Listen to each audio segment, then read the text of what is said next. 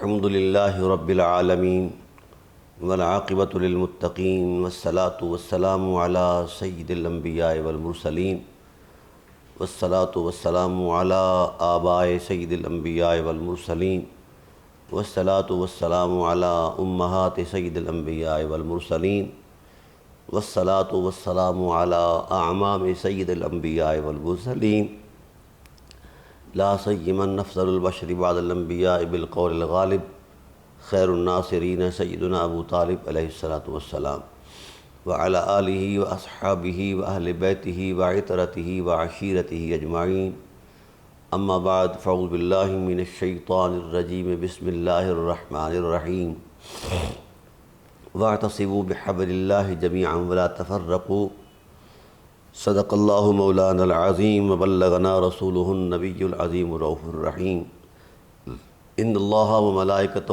یصلون علی النبی یا ایہا الذین آمنوا صلوا علیہ وسلموا تسلیما اللہم صل علی سیدنا مولانا محمد وعلی آل سیدنا مولانا محمد کما صلیت علی ابراہیم وعلی آل ابراہیم انک حمید مجید اللہم بارک علی محمد وعلی آل محمد کما بارکت علی ابراہیم وعلی آل ابراہیم انک حمید مجید الصلاۃ والسلام علیک یا سیدی یا رسول اللہ وعلی آلک واصحابک یا سیدی یا خیر خلق اللہ۔ حمد و صلاۃ کے بعد حاضرین و ناظرین بحمد اللہ تعالی، آج ہماری گفتگو کا عنوان اتحاد امت میں اہل بیت نبوت علیہم السلام کا کردار، اور اس حوالے سے آج ہم قرآن کریم کی روشن آیات کی صورت میں اہل بیت نبوت علیہم السلام کے اس کردار کا تعین کریں گے، اس کردار کی نشاندہی کریں گے جو وحدت امت میں ایک بنیادی حیثیت رکھتا ہے۔ وحدت امت ہر دور کی اہم ضرورت ہے، ہر وقت کا اہم تقاضا ہے۔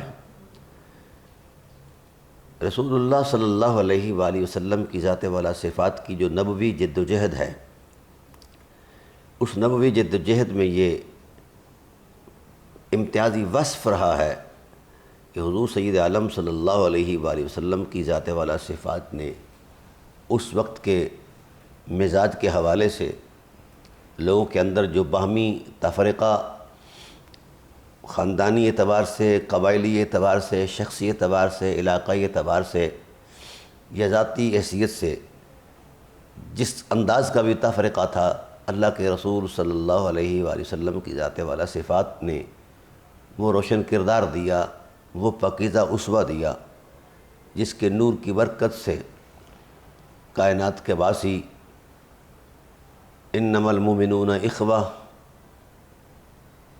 ایمان کی عظمت میں، بھائی چارے کے تقدس میں اتر آئے، اور وہ ایسا پاکیزہ ماحول تھا کہ اللہ وحدہ لا شریک نے اس ماحول کی عظمت کو اپنے پاک کلام کے اندر بیان فرمایا ہے اور اس کی پذیرائی بیان فرمائی ہے۔ افتراق اور انتشار یہ انسانی ماحول میں زہر قاتل کی طرح ہے، کیونکہ اس سے انسانی سماج کے اندر، انسانی معاشرت کے اندر جو نقصان پیدا ہوتا ہے اور جارحیت کی صورت ظاہر ہوتی ہے اور عدم استحکام جو ہے اس کا شکار ہوتا ہے انسانی معاشرہ، تو جس سے انسان کا سکون برباد ہو جاتا ہے۔ تو ہر پیغمبر کی نبوی جد و جہد رہی، آپ صلی اللہ علیہ وآلہ وسلم نے بھی وہ کردار ادا کیا۔ قرآن کریم نے کہا وَكُنْتُمْ عَلَى شَفَا حُفْرَةٍ مِّنَ النَّارِ فَأَنْقَذَكُم مِّنْهَا، کہ تم اس فرقہ واریت کی آگ میں اس قدر آگے بڑھ چکے تھے کہ بالکل جہنم کے کنارے پر آ چکے تھے۔ اللہ تعالیٰ کی ذات نے اپنے محبوب صلی اللہ علیہ وآلہ وسلم کی حسن لطافت کی برکت سے تم کو اس جہنم کی آگ سے، جس جہنم کی آگ میں تم جل رہے تھے، یعنی فرقہ واریت کی آگ میں، تو اللہ تعالیٰ کی ذات نے حسن محمد کی لطافت کی برکت سے تمہیں اس سے بچا لیا ہے، اور حکم دیتا ہے اللہ تعالیٰ کہ وَاعْتَصِمُوا بِحَبْلِ اللَّهِ جَمِيعًا، کہ اللہ تعالیٰ کی رسی کو تمام لوگ مضبوطی سے پکڑو، ولا تفرقو، اور اس میں فرقہ واریت نہ کرو۔ اس کی وجہ یہ ہے کہ فرقہ واریت ایک ایسی جارحیت ہے جس سے انسان کے اخلاق بھی تباہ ہوتے ہیں، کردار بھی تباہ ہوتا ہے، اور انسان کے نظام امن کے اندر بھی خلل آتا ہے۔ بلکہ قرآن کریم نے فرقہ واریت کو شرک سے بھی بدترین گناہ اور جرم قرار دیا ہے۔ حضرت موسیٰ علیہ السلام کی ذات والا صفات جس وقت کوہ طور پر اللہ وحدہ لا شریک کی ذات کے ساتھ ہم کلام ہونے کا شرف حاصل کر رہے تھے، تو اپنی نیابت کے لیے اپنے بھائی حضرت ہارون علیہ السلام کو منتخب فرمایا۔ جس وقت حضرت موسیٰ علیہ السلام چلے گئے تو قوم کی جو زبوں حالی تھی، فکری انحطاط تھا اور مذہبی آوارہ گردی تھی، اس نے آج سارے نو انگڑائی لی۔ حضرت ہارون علیہ السلام اپنی شرافت طبع کی وجہ سے خاموش رہے، اخلاقی عظمتوں کے ساتھ، دینی حرمتوں کے ساتھ، دلائل کے ساتھ ان کو منع کرتے رہے، لیکن ان کو ہاتھ کے ساتھ نہ روکا، تو وہ لوگ از سر نو بے دینی کی طرف لوٹ گئے۔ جناب موسیٰ علیہ السلام واپس تشریف لائے تو قوم کو اس بدحالی میں دیکھا اور بت پرستی میں دیکھا، تو فرط جذبات میں آپ نے یہی سمجھا کہ شاید اس میں حضرت ہارون علیہ السلام کی خاموشی کا کوئی کردار ہے، جس وجہ سے یہ لوگ اس انداز میں دوبارہ سے مطلب شرک کی طرف پلٹ گئے ہیں اور بچڑے کی پوجا کرنے لگ گئے ہیں۔ تو حضرت موسیٰ علیہ السلام کے خیال میں یہ بات بھی تھی کہ ہو سکتا ہے کہ حضرت ہارون علیہ السلام کی ذات والا صفات نے کوئی نبوی ذمہ داریاں صحیح نہیں ادا کی، تو وہ جلال میں آ کر حضرت ہارون علیہ السلام کے لحیہ مبارک، داڑھی مبارک کو ہاتھ میں پکڑتے اور کھینچتے ہیں کہ آپ نے کردار کیوں نہیں دیا، وہ باز پرس کرتے ہیں۔ حضرت ہارون علیہ السلام نے کہا لا تأخذ بلحیتی ولا براسی انی خشیت ان تقول فرقت بین بنی اسرائیل ولم ترقب قولی، اے میری ماں جائے، میری داڑھی کو نہ کھینچ اور مجھے پریشان نہ کر، اور نہ ہی میرے سر کو پکڑ کر کھینچ، اس میں میرا کوئی قصور نہیں۔ میں نے اپنا کردار ضرور دیا ہے، لیکن مزاحمت اس لیے نہیں کی کہ مجھے محسوس ہوا کہ اگر میں مزاحمت کروں گا تو یہ لوگ فرقہ فرقہ ہو جائیں گے، تو میں نے ان کو فرقہ واریت سے بچانے کے لیے خاموشی کا اظہار کیا اور مصلحت کا شکار ہوا، تو لہٰذا اس میں میرا کوئی قصور نہیں ہے۔ تو قرآن کریم کے اس تصور نے بات واضح کر دی ہے کہ شرک اگرچہ بدترین گناہ ہے، اور قرآن نے کہا ان الشرک لظلم عظیم، شرک یقیناً ظلم عظیم ہے۔ تو اس شرک سے بھی بدترین اگر کوئی گناہ ہے کائنات میں تو وہ فرقہ واریت ہے۔ شرک سے تو بدعقیدگی کا تصور ملتا ہے، یہ بدعقیدگی ہے، خدائے ذوالجلال سے دوری ہے اور اللہ کی معرفت سے مہجوری ہے۔ لیکن فرقہ واریت جو ہے یہ ہٹ درمی ہے، یہ دین کے ساتھ مذاق ہے۔ فرقہ واریت یہ بدترین ظلم کیوں ہے، بدترین گناہ کیوں ہے، شرک سے بدتر کیوں ہے؟ دراصل فرقہ پرستوں کے دامن میں دلیل نہیں ہوتی، اور جو نظریہ، جو سوچ ڈیولپ ہو اور اس کے پیچھے دلیل کی حرمت نہ ہو، تو اس سے انسان افتراق اور انتشار کا شکار ہو جاتا ہے، جارحیت جو ہے وہ بڑھ جاتی ہے، ظلم اور بربریت جو ہے وہ اپنا کام دکھاتے ہیں۔ اور جس نقطہ نظر کے اندر دلیل کی قوت موجود ہے، اس عمل کو اختلاف تو کہا جاتا ہے کہ یہ علمی اختلاف ہے، کیونکہ یہ دلیل کی بنا پر مبنی ہے، لیکن اس کو افتراق نہیں کہا جا سکتا۔ اس لیے امت کو سمجھنا ہوگا افتراق کیا ہے اور اختلاف کیا ہے۔ تو لہذا افتراق جو ہے اس کی بنیاد کوئی نہیں ہے، یہ انسان کے بہیمی جذبے ہیں جس کی تسکین کے لیے انسان خود ساختہ تصورات قائم کرتا ہے اور پھر اس کو معیار حق سمجھتا ہے، اور پھر یہ سمجھتا ہے کہ جو میرے بنائے ہوئے زاویہ نظر پر چلے گا وہی درست ہے، دوسرا غلط ہے۔ تو اب دیکھنا یہ ہوگا کہ اس کا زاویہ نظر کسی دلیل کی بنیاد پر ہے، تو اصل قوت تو پھر دلیل ہے، دلیل کا جو تقاضا ہے، جو مقتضا ہے، اس کے پر عمل کرنا ہوگا، اس پر سوچنا ہوگا، یہ الگ سے ایک صورت ہے۔ اور اگر بلا دلیل ہے تو اس میں ظاہر ہے کہ بہیمی جذبے ہیں اور حیوانیت کا وہ فرط جذبات ہیں جس کو نہ اخلاقی حرمتوں کا احترام ہے اور نہ علمی قدروں کا احترام ہے۔ اس لیے انسانی معاشرے میں جو فرقہ واریت ہے یہ ایک ناسور ہے، کیونکہ اس میں احترام نہیں رہتا۔ تو جس سوسائٹی کے اندر احترام نہ ہو، باہمی یگانگت نہ ہو، اخوت نہ ہو اور باہمی محبت نہ ہو، وہ معاشرہ چل نہیں سکتا، وہ ہر لمحے کسی نہ کسی فساد کا شکار رہتا ہے۔ تو قرآن کریم نے واضح کر دیا کہ فرقہ واریت، افتراق امت جو ہے یہ شرک سے بھی بدتر گناہ ہے، اور اس کی خاص وجہ یہی ہے کہ اس سے انسانی معاشرت تباہ ہو جاتی ہے، انسانی قدریں تباہ ہو جاتی ہیں اور انسان کی اخلاقی حرمتیں زیر و زبر ہو جاتی ہیں۔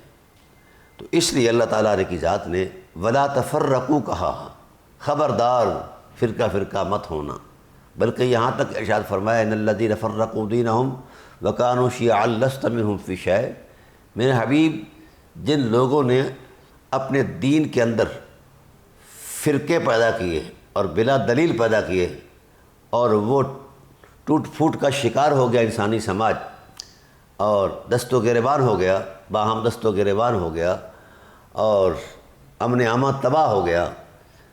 ان الذین فرقوا دینہم، جنہوں نے اپنے دین میں تفرقہ ڈالا، کانوا شیعا لست منہم فی شیء، اے میرے حبیب وہ اس جہت میں چلے گئے جس جہت میں خطرہ ہی خطرہ ہے، نقصان ہی نقصان ہے، لست منہم فی شیء، آپ کا ایسے لوگوں کے ساتھ کوئی تعلق نہیں۔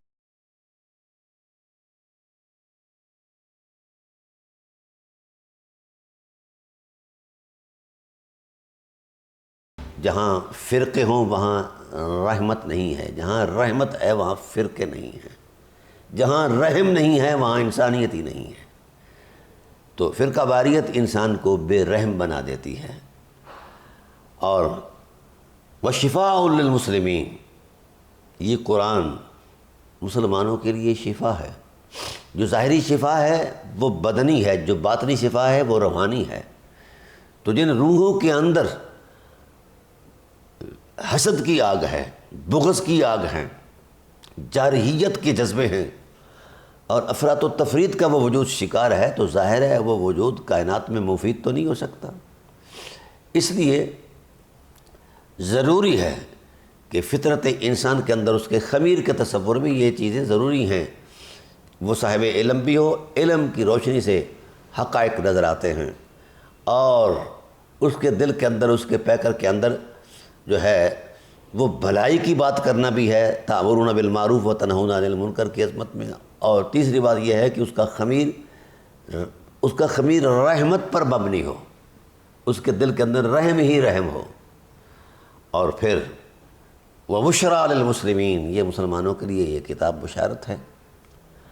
تو گویا جس طرح قرآن کریم اپنے علمی حجم کے اندر پیغام کے تقدس میں یہ عالمگیر آفاقی عظمت کا پیغام ہے، اگر حضرت انسان اس میں اتر جائے تو نہ علاقائی جارحیت کا تصور کر سکتا ہے، نہ شخصی جارحیت کا تصور کر سکتا ہے، نہ قبائلی جارحیت کا تصور کر سکتا ہے، نہ مذہبی جارحیت کا تصور کر سکتا ہے، کیونکہ اب اس کا مزاج بدل گیا ہے۔ کہ قرآن کریم کی ہدایت کے نور میں اتر گیا ہے، رحمت کے سرور میں اتر گیا ہے، اور بشارت کے تقدس میں اتر گیا ہے۔ تو ناظرین کرام، یہ وہ حقیقت ہے جو صاحبان فطرت سے تعلق رکھتی ہے۔ تو قرآن کریم کی نصوص نے کئی مقامات پر فطرت اور خلاف فطرت کے تصورات کو بیان کر کے اس کے نتائج کو بیان فرمایا ہے۔ صاحبان فطرت کون ہیں؟ جن کے اندر علم ہے، حکمت ہے، دیانت ہے، رحمت ہے، شفقت ہے، بردباری ہے اور بشارت ہے۔ یہ وہ اخلاقی عظمتیں ہیں، یہ وہ حرمتیں ہیں جو انسان کے خمیر کے اندھیروں کو دور کر کے روشنی کا ایک منبع بنا دیتی ہیں۔ تو حضرت انسان وہی ہے جس کے اندر یہ عناصر ہیں۔ جس کے اندر یہ عناصر نہیں ہیں وہ انسان نہیں ہے، وہ انسان نہیں ہے، وہ حیوان ہے۔ اس لیے انسانیت کے ٹائٹل میں جو اس کی شناخت ہے وہ یہ چیز ہے، یہ اس کا مزاج ہے، اس کا خمیر ہے۔ اور جب یہ خمیر انسانیت میں بروئے کار آ جائے گا تو انسانی معاشرہ جو ہے وحدت، اخوت اور بھائی چارے کی عظمت میں آگے ڈیولپ ہوگا اور آگے بڑھے گا۔ تاہم قرآن کریم نے جس طرح دیگر منہیات کا تصور دیا ہے، وَلَا تَقْرَبُوا الزِّنَا، زنا کے قریب نہ جاؤ، وَلَا تَشْرَبُوا الْخَمْرَ، شراب کے قریب نہ جاؤ، جوئے کے قریب نہ جاؤ، اِنَّمَا الْخَمْرُ وَالْمَيْسِرُ وَالْأَنْصَابُ وَالْأَزْلَامُ رِجْسٌ مِّنْ عَمَلِ الشَّيْطَانِ، یہ انسان کے کام نہیں۔ شراب خوری، میسر جوا، اِنَّمَا الْخَمْرُ وَالْمَيْسِرُ وَالْأَنْصَابُ، اور یہ پانسے کا کھیل، رجسن، یہ پلیتی ہے، من عمل الشیطان، یہ کام انسان نہیں کرتا، شیطان کرتا ہے۔ اب میرا سوال ہے تمام مسلم امہ کے لوگوں سے کہ جب یہ چیزیں قرآن کریم کی وضاحت کے مطابق انسانیت نہیں شیطانیت ہے، تو جس سوسائٹی میں شیطانیت کا کلچر ہوگا وہاں فرقے ہی بنے ہیں اور فرقہ واریت کی آگ ہی لگی ہوگی اس سوسائٹی میں۔ اور آج میں محسوس کرتا ہوں کہ یہ تفرقہ انسانی مزاج کے چونکہ خلاف ہے طبعاً، اور حیوانیت اور بہیمیت کا ایک مزاج ہے یہ، لیکن قرآن کریم نے اس سے آگے بڑھ کر اس شخص کو انسانیت کے تصور سے ہی ہٹا دیا ہے جس کے اندر یہ چیزیں ہیں۔ تو جس طرح یہ چیزیں حرام ہیں شرعاً، اسی طرح فرقہ واریت بھی حرام ہے، بلکہ حرام تر ہے۔ یہ خمر، میسر، انصاب، یہ چیزیں بے شک سوسائٹی کے اندر ایک بدترین ماحول پیدا کرتی ہیں، لیکن اس سے ابتداً انسان کی انفرادی شخصیت متاثر ہوتی ہے۔ فرقہ واریت سے پورا انسانی ماحول جو ہے وہ آگ میں جلس جاتا ہے۔ اس لیے فرقہ واریت جو ہے یہ کائنات کی بدترین چیز ہے، اس سے بدتر کائنات میں کوئی چیز نہیں ہے۔ لیکن حیرت اس بات پر ہے کہ بعض احباب نے اس کے جواز کے لیے بھی روایتیں گڑھی ہوئی ہیں، افکار گڑھے ہوئے ہیں، کیونکہ جس وقت انسان فرقہ واریت میں اترتا ہے تو حسد اس کا پہلا عنوان ہے، حسد اس کے مزاج کی پہلی حیثیت ہے، پہلی شناخت ہے، پہلا تصور ہے، پہلا جذبہ ہے۔ تو جہاں حسد ہوگا وہاں احترام نہیں رہے گا۔ وہ ہم نے دیکھا ہے، تجربہ اور مشاہدہ گواہ ہے کہ فرقہ واریت، مذہبی جارحیت جو ہے اس کے پیچھے صرف حسد کی آگ ہے، اس کے علاوہ کچھ نہیں۔ اب تو یہ فرقہ وارانہ ماحول جو ہے یہ اتنا ڈیولپ ہو چکا ہے کہ جو اپنے آپ کے علاوہ، اپنے فرقے کے علاوہ کسی دوسری فرقے کے لوگوں کو نہ مسلمان تسلیم کرتے ہیں نہ انسان تسلیم کرتے ہیں۔ تو میں امت سے گزارش کروں گا، اس لیے میں نے تمہیداً یہ باتیں کر دی ہیں عرض کہ فرقہ واریت جو ہے یہ ایک لعنت ہے، عذاب ہے اور حیوانیت ہے۔ یہ جو اس کے بارے میں ایک حدیث کا حوالہ دیا جاتا ہے کہ ستفترق امتی، میری امت جو ہے وہ فرقہ واریت کا شکار ہو جائے گی۔ کچھ نابلد قسم کے اہل علم جو ہیں وہ اس حدیث کو مد نظر رکھ کر کہتے ہیں کہ فرقہ واریت تو حدیث سے ثابت ہے، نعوذ باللہ من ذالک، نعوذ باللہ من ذالک، نقل کفر نماشر۔ حیرت اس بات پر ہے کہ جس رسول نے طبعی، سماجی، معاشرتی، قبائلی، علاقائی، رنگ نسل کے تفرقات کو ختم کر کے حضرت عبد الرحمن بن عوف جیسے بڑے بڑے مالدار کے سامنے حضرت بلال کو ایکویلٹی دی ہے، ایک حیثیت دی ہے، ایک تشت میں بیٹھ کر انہیں کھلانے پر آمادہ کر لیا ہے، تو کیا وہ رسول یہ پسند کرے گا کہ میری امت میں یہ چیز ہو؟ بھائی یہ حدیث اس مضمون پر مبنی نہیں ہے۔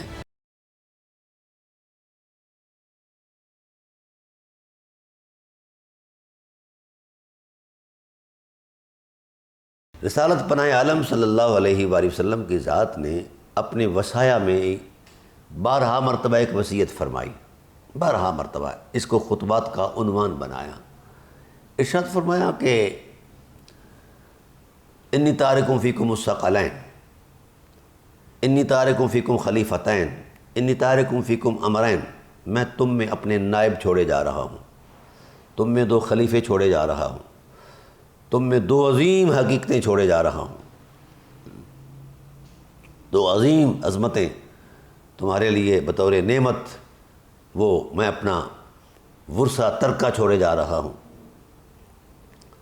ان اتبعتموہا، اگر تم ان کی اتباع میں رہے، ان کی غلامی میں رہے اور تمہاری زندگی کا تسلسل ان کی روشن ہدایات کے تسلسل میں رہا، زیر اثر رہا، تو حضور فرماتے ہیں میں ضامن ہوں تم کبھی بھی گمراہ نہیں ہوو گے۔ جب انسان اس حسن کے ساتھ وابستہ ہوتا ہے تو اس کی زندگی میں رونقیں آتی ہیں، روشنی آتی ہیں، برکات آتی ہیں، فضائل آتے ہیں، خصائص آتے ہیں، خصائل آتے ہیں۔ جب ہم نے دلائل کا جائزہ لیا، نصوص کا جائزہ لیا، الحمد کی الف سے لے کر والناس کی سین تک ایک حرف کوئی ایسا نہیں بتا سکتا، کوئی شخص کائنات کا، شرق، غرب، عرب اور عجم کے اندر کوئی صاحب علم نہیں نشاندہی کر سکتا کہ الحمد کی الف سے لے کر والناس کی سین تک ایک حرف اس کنٹیسٹ میں نازل کیا گیا ہے کہ اللہ تعالیٰ کی ذات نے اہل بیت کو خلقتاً یا خلقاً یا علماً اللہ تعالیٰ کی ذات نے ان کو کسی کے مد مقابل بیان کیا ہو۔ جب یہ کسی کے مد مقابل نہیں، نہ کوئی ان کے مد مقابل ہے، تو پھر ان کا مفاضلہ کیوں کیا جاتا ہے، ترازو کیوں جاتا ہے، کیوں کیا جاتا ہے؟ تو اللہ وحدہ لا شریک نے بھی ایک حرف ایسا نہیں بیان فرمایا، کیونکہ ان کا کوئی مد مقابل ہے ہی نہیں جس سے ان کا مفاضلہ کیا جائے۔ دوسری صورت یہ ہے کہ رسالت پناہ عالم صلی اللہ علیہ وآلہ وسلم کی ذات والا صفات نے بھی کسی آیت کے ضمن میں بھی یہ بات نہیں فرمائی کہ یہ فلاں سے افضل ہیں، فلاں ان سے افضل ہے، ایسا نہیں۔ چونکہ نبوت کی نظر میں بھی کوئی کائنات میں ایسا شخص نہیں یا کوئی ایسا بھرم نہیں جو جس کو ان کے مد مقابل لا کھڑا کر کے پھر توازن کیا جائے یا ترازو کیا جائے۔ جب یہ چیز ہے ہی نہیں تو پھر ہم نے یہ کہاں سے تراشی ہے، یہ عقیدے کہاں سے گڑے ہیں، کبھی تفضیل کا عقیدہ، کبھی کوئی عقیدہ، کبھی کوئی عقیدہ۔ پھر ہم نے اس عقیدے کو اتنا پروموٹ کیا کہ اہل بیت نبوت کو مفضول قرار دیا اور غیر اہل بیت کو افضل قرار دیا اور اہل بیت کے مقابلے میں افضل قرار دیا۔ یہ جرم ہے، کائنات کے اندر بدترین جرم ہے۔ یہ عقیدہ نہیں ہے، یہ فسانہ ہے، یہ جھوٹ ہے، یہ من گھڑت ہے۔ تو یہ سبب ہے فرقہ واریت کا، کیونکہ مرکز سے امت ہٹ گئی تو ٹوٹ گئی۔ قرآن بھی مرکز ہے وحدت کا اور اہل بیت نبوت بھی مرکز ہیں۔ پھر ہو سکتا ہے کہ آپ سمجھیں کہ میرے یہ فرط جذبات ہیں، ایسا نہیں۔ میں حدیث پاش پیش کرتا ہوں۔ حضور سید عالم صلی اللہ علیہ وآلہ وسلم نے فرقہ واریت کا منظرنامہ نبوت کی نظر سے دیکھا تو پریشان ہو گئے، روئے۔ اصحاب رسول نے پوچھا یا رسول اللہ آپ رو رہے ہیں؟ فرمایا ہاں میری امت ٹوٹ پھوٹ کا شکار ہوگی۔ یہ آگاہی دے رہے ہیں، جواز نہیں فراہم کر رہے۔ آقا آپ نے پتھر تراشے، ہیرو کی تسبیح بنائی ہے، ٹوٹ جائے گی؟ فرمایا ٹوٹ جائے گی۔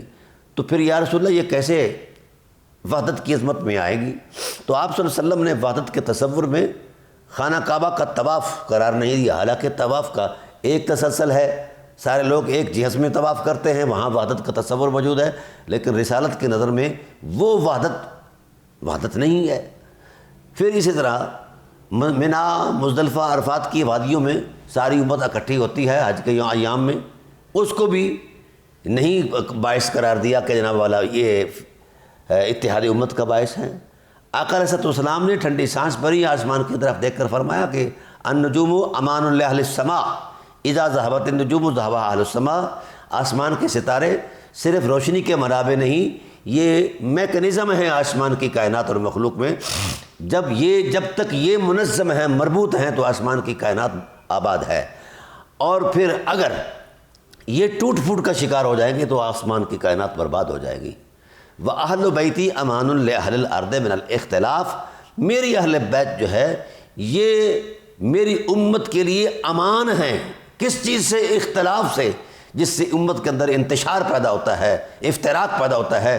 امت اگر وحدت چاہتی ہے تو اہل بیت نبوت کے دامن سے وابستہ ہو جائے اور لپٹ جائے۔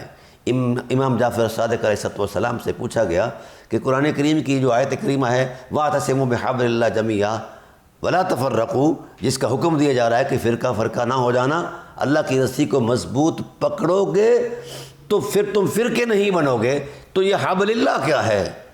تو سیدنا امام جعفر صادق علیہ السلام نے فرمایا نحن حبل اللہ، ہم وہ لوگ ہیں جو اللہ کی رسی ہیں۔ امت اگر ہم سے وابستہ ہو جائے تو وحدت کی روشنی سے، وحدت کی حرمت سے سرفراز فرمائی جائے گی۔ جو لوگ ہم سے ٹوٹ گئے، ادھر ادھر چلے گئے، تو وہ تباہی اور بربادی کے کنارے پر ہیں۔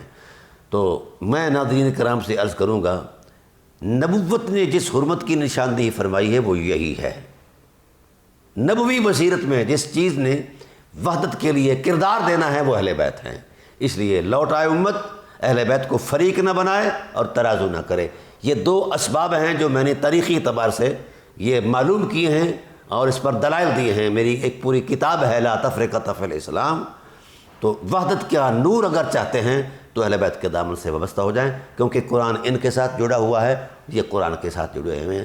اللہ تعالیٰ کی بارگاہ عظمت میں دعا ہے کہ اللہ ہمیں ان دونوں حقیقتوں کے ساتھ وابستگی اور پیوستگی کی نعمت عطا فرمائے، اور حضور کی دی ہوئی جو نجات کی ضمانت ہے وہ اللہ تعالیٰ ہمیں عطا فرمائے۔